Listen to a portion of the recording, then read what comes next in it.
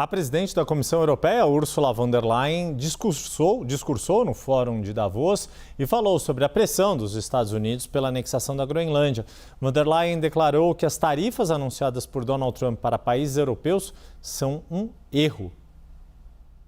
And above all, that Arctic security can only be achieved together. And this is why the proposed additional tariffs are a mistake, especially between long-standing allies.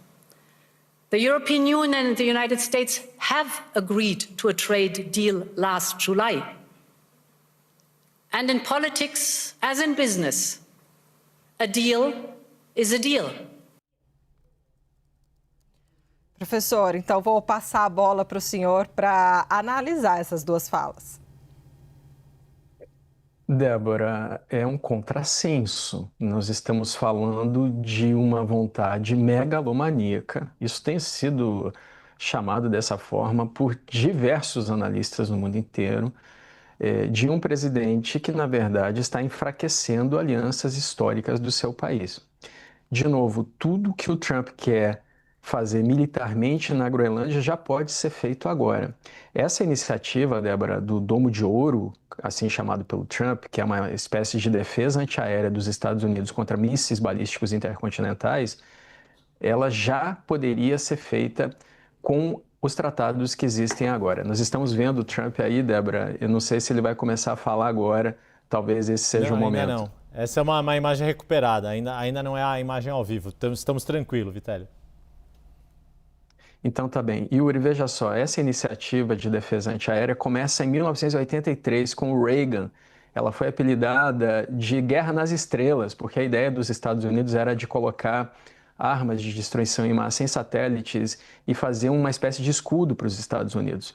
Só que não havia meios tecnológicos na época para isso. E durante décadas os Estados Unidos gastaram 200 bilhões de dólares nessa iniciativa, até que o Obama, nos mandatos dele, fechou esse programa. Aí vem o Trump no primeiro mandato, começa a falar novamente sobre isso e agora ele quer colocar em prática essa ideia. É uma ideia que vai precisar de mais 175 bilhões de dólares para acontecer. Então são os 200 mais os 175.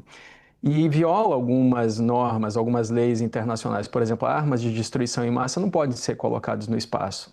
Então a China e a Rússia já estão reclamando disso. Mas a própria Rússia tem satélites com pulsos eletromagnéticos no espaço para derrubar outros satélites. Então a Rússia também está violando.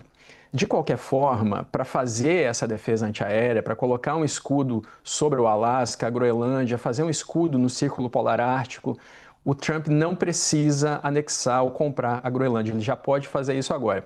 Mas ele teria problemas, por exemplo, com o Canadá, porque o Canadá, nesse momento, se volta para um diálogo com a China. O Mark Carney esteve conversando com Xi Jinping, e o Canadá, que sempre foi um dos maiores aliados dos Estados Unidos nesse momento, depois de tanto Trump falar que o Canadá pode ser o 51º estado dos Estados Unidos, de chamar o Mark Carney de governador, né, um desrespeito ao chefe de Estado canadense, o Canadá, nesse momento, boicota os Estados Unidos, inclusive a população do Canadá boicota produtos dos Estados Unidos. No final das contas, essas iniciativas do Trump têm um efeito contrário ao que ele desejaria, Débora e Yuri. Pois é, Vitélio, nessa mesma lógica que você segue do efeito que o que Donald Trump tem feito pode surtir em relação, por exemplo, a aliados como os europeus, como no caso do Canadá, e em relação à Rússia e principalmente China, como Vladimir Putin e Xi Jinping veem agora este novo movimento de Trump de desafio ou desprezo pela soberania e autonomia de outros territórios. Eu já me lembro que já fiz esse mesmo questionamento a você depois da captura de Nicolás Maduro, mas agora isso também coloca, esta questão volta a ser colocada em relação aí à Groenlândia, não? É interessante porque a Rússia elogia a iniciativa do Trump. O Dmitry Peskov, porta-voz do Kremlin, tem elogiado as ações do Trump.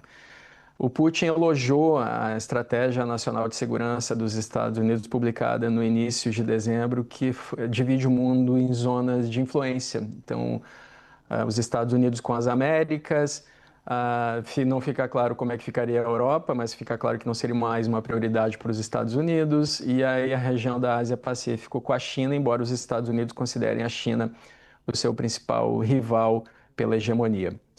Agora, é claro, os russos que ocupam territórios da Ucrânia, rasgando a Carta da ONU desde 2014, que desde 2008 ocupam territórios da Geórgia, o Ossétia do Sul e a Abcásia, elogiam a iniciativa de um outro presidente de um outro país que quer também anexar território a despeito ao arrepio do direito internacional.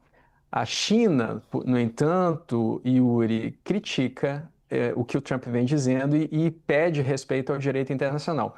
Mas é a mesma China que ameaça usar força contra Taiwan e que invade territórios marítimos dos seus vizinhos no Mar do Sul da China, inclusive construindo ilhas artificiais para construir aeroportos, para depois reivindicar aquele território como seu. Então, na verdade, nós estamos vendo três grandes potências militares impondo à base da força a sua vontade sobre seus vizinhos, Yuri.